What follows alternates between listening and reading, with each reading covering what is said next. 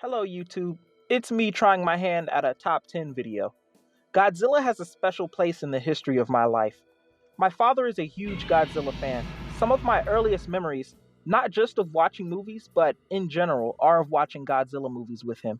As a result, I have seen every Godzilla movie. Some of them many, many times. I don't even remember which movie was my first one. And with this knowledge, I'm going to rank my top 5 favorite Godzilla movies. Just like how you can rank the top 5 subscribe buttons for this channel, the pressing of which will grace you with awesome sci-fi videos uploaded straight into your YouTube feed. And with that said, this video is my opinion. And if you disagree with my opinion, also, I don't think my favorites are critically the best Godzilla movies. For example, I know certain entries might be pretty doo-doo objectively, but I don't care, I enjoy them, and that's what matters. A happy moment. But enough talk. Let's get this.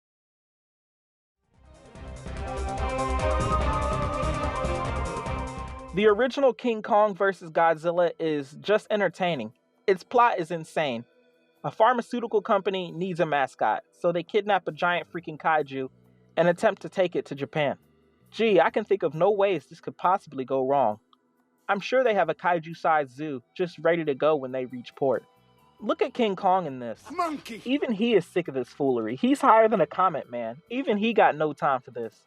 I am wasted! The monster battles are pretty good. Kong tries to make Godzilla deep-throat a tree. I hope they replicate this in the new movie. Godzilla does dominate King Kong the entire movie though, until the end when he gets powered up by lightning.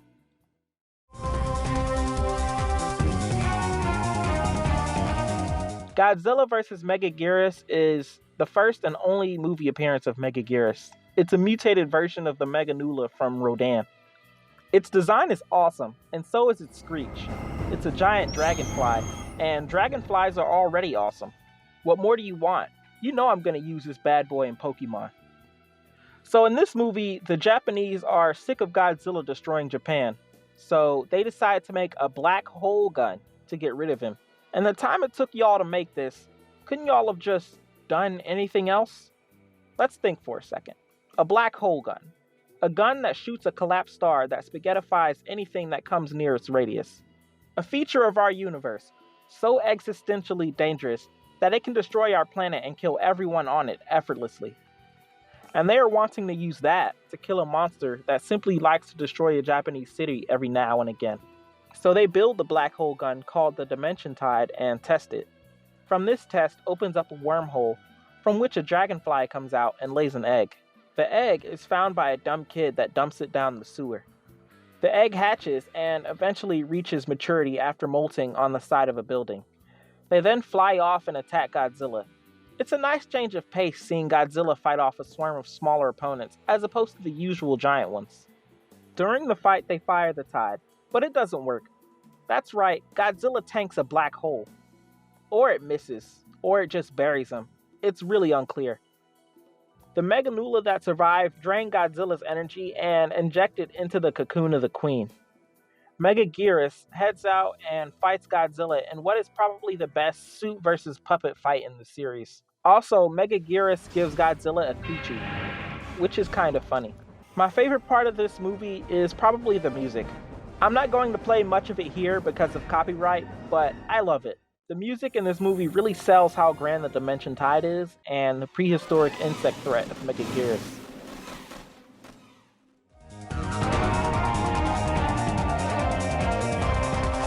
Next up we have Invasion of the Astro Monster. This is the one Godzilla movie with a perfect amount of cheese. It's not Invasion of the Astro Monster, it's just Invasion of Astro Monster, also known as Godzilla vs. Monster Zero. It's a sequel to Ghidorah, the three-headed monster. This movie has more of a focus on the human characters than the monster fights, and I'm all in for it. I enjoy these characters. It's the first to feature an English-speaking American actor in a main role in the original version. It's interesting how he has a different audio quality than the rest of the characters in the dub because his lines aren't dubbed over, due to already speaking English. Discuss what? Where's that spaceship? The plot in this one is that seemingly good aliens ask two astronauts from Earth to borrow Godzilla and Rodan to defeat King Ghidorah. who has allegedly been terrorizing their home planet, Planet X. These aliens, called Exilians, have insane amounts of swag. These costumes are the most 60s thing I've ever seen. Zardoz? Nah, get that out of here. Look at these antennas, the visors, the red dot as a badge. Their swag is unmatched. The Exilian women, though? Bruh. Damn, boy. Extra thick! The Exilians later reveal it was all a ruse, and they will turn the monsters on Earth. Their only weakness is an annoying noise that just so happens to be created by some random scientist. I genuinely like this movie though, and I don't know why.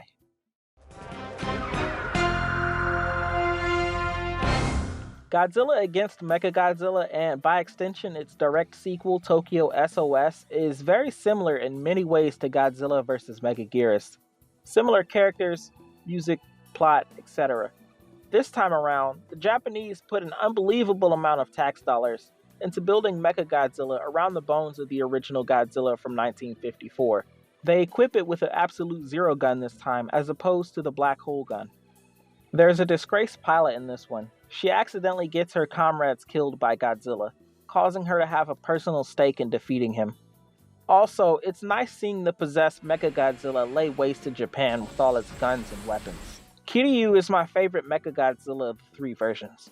The Heisei one is alright, it just isn't cool enough. The classic Showa Mechagodzilla has that awesome retro diesel punk look to it that I can appreciate. Kiryu is what I imagine an actual badass Mechagodzilla should look like. One more thing I like about Godzilla against Mechagodzilla is its poster. Looking at it, you just know you're going to get the spectacle and action set pieces you paid for.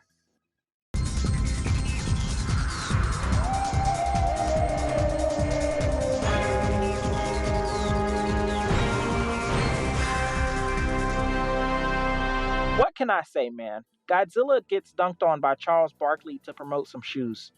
The way the shot composition and the deep, meaningful undertones of corporate American capitalism trying to make me associate the skills of NBA legend Charles Barkley with the high-quality sneakers of Nike is riveting, to say the least.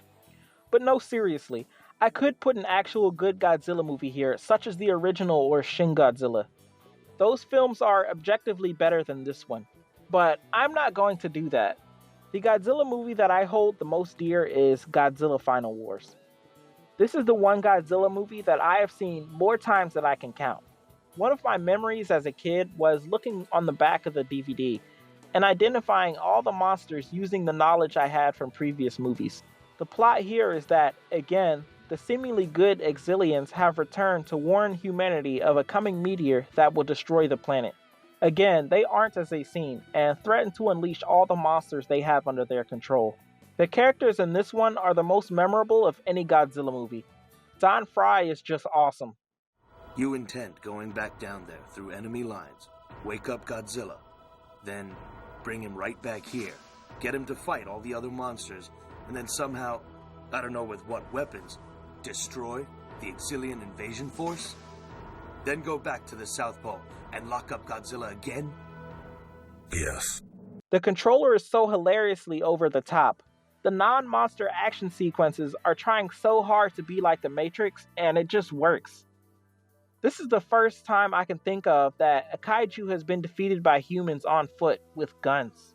It's a more modern version of Destroy All Monsters and Invasion of the Astro Monster. Just the right amount of cringe. And that's not to mention the monster battles. Godzilla in this one is a unit. He just walks around and no diffs every monster in his way. Non-stop action all the way through. Oh, that's a lot of damage! The music in this is also really good. Though that might just be my bias for the Millennium series. The opening to this movie is one of the best of any movie ever. You get the sense that this is the final boss of Godzilla movies. All of the franchise's history has culminated into this final moment. This 50-year anniversary. After this movie, Godzilla was laid to rest for a while. And that, dear viewer, is my top 5 favorite Godzilla movies. Leave a comment about your top 5, and be sure to check out my other videos. I'm not a Godzilla-focused channel, but I will be making a review of Godzilla vs. Kong when it comes out, so subscribe so you don't miss it. In the meantime, I have videos about other science fiction movies you should check out. Take a look at my review of Mandalorian Season 1, or my analysis of the cyberpunk genre. Or check out my Alita Battle Angel YouTube poop, Biblically Accurate Alita.